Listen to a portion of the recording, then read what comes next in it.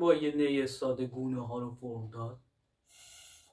من دکتر یونسی هستم، اینجام که بهت یاد بدم چطور پوستت رو با وسایل غیر معمول و ساده بدون هر گونه هزینه‌ای لیفت کنی.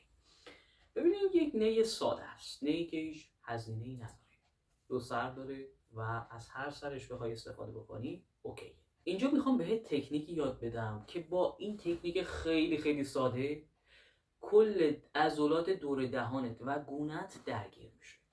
وقتی عضلات دور دهان و گونه درگیر بشه، اتفاقی که میفته این هستش که اینا تقویت میشن. ولی که اینجا برای تقویت شدنش متدش یکم فرق میکنه. باید توی این پروسه کاری که بهت میگم رو انجام بدی. وقتی عضلات دور دهان رو بخوایم درگیر کنیم، این عضلات دور دهانی بهتره که یا جمع بشه، منقبض بشه یا منبسط بشه و پشت سر هم این اتفاق بیفته. قلب ما رو دیدین؟ یه سیستول داره، یه دیاستول داره. یعنی فازی که منقبض میشه و فازی که منبسط میشه و حالت استراحتش. اگر عضلات صورت ما به همین صورت درگیر بشن، پس در نتیجه میتونه یه فرآیندی اتفاق بیفته به نام تقویت عضلانی. برای تقویت عضلانی گونه ها و دور دهان ما میخوایم از یه نی ساده استفاده بکنیم. حالا چیکار بکنیم؟ ببینید اینجا دقت کنید.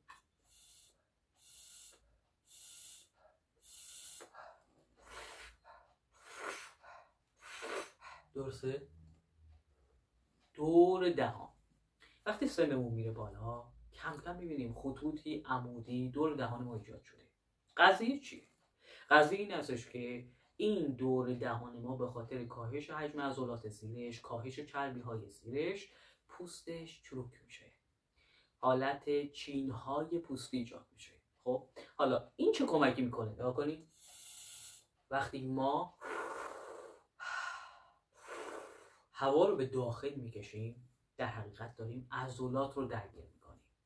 پس در نتیجه با این نی 3 الی 5 بار اگر انجامش بدیم این اتفاق خوب برامون میفته. خب آیا فقط هوا رو به داخل بکشم؟ نه، اینجا یه فرایند دیگه هم هست. ما اگر با همین نی نگاه کنیم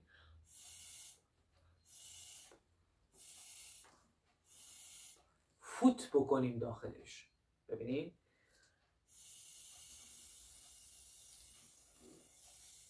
دیدین؟ حالا ببینید ظرفیت تنفسی ما تغییر کردش. عضلات دور دهان ما با فوت کردن به سمت بیرون تقویت شد. عضلات گونه ها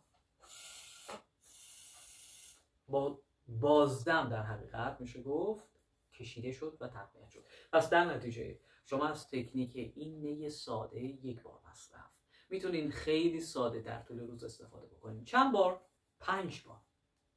هر 5 بار استفاده بکنین. خیلی راحته. 5 بار که دیگه چیزی نیستش. 5 بار، هر بار 5 ثانیه. خب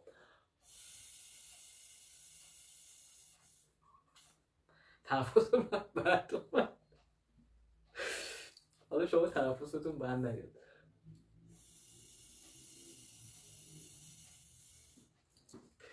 این 5 ثانیه، 5 ثانیه دوم. دیگه اگه 5 ثانیه زیاد بود 3 ثانیه هم اوکی هست. 3 تا 5 ثانیه. ظرفیت تنفسی خودتون رو حتما در نظر بگیرید. یه کوچولو ظرفیت تنفسی متوسط، نه پایینه نه خیلی بالا. به همین خاطر شما این کار رو حتما انجام بدین. خیلی ساده هستش، تمرین خیلی فوق العاده ایه، واقعا فوق العاده است. واقعا فوق العاده است. یعنی بهتون بگم واقعا تغییر میکنه صورتتون و فوق العاده بدون هزینه هستش. انجامش بدین و یک دفترچه برای خودتون درست کنین. روزی 1 بار، هر بار 5 بار. هر یه دونه از اون 5 بار 3 الی 5 ثانیه. به ظرفیت تنفسی خودتون دقت کنین که مثل من نشه. موفق باشین. ممنون میشم سابسکرایب کنین و در کنار من باشین تا ویدیوی بعدی با وسایل غیر منتظره براتون قرار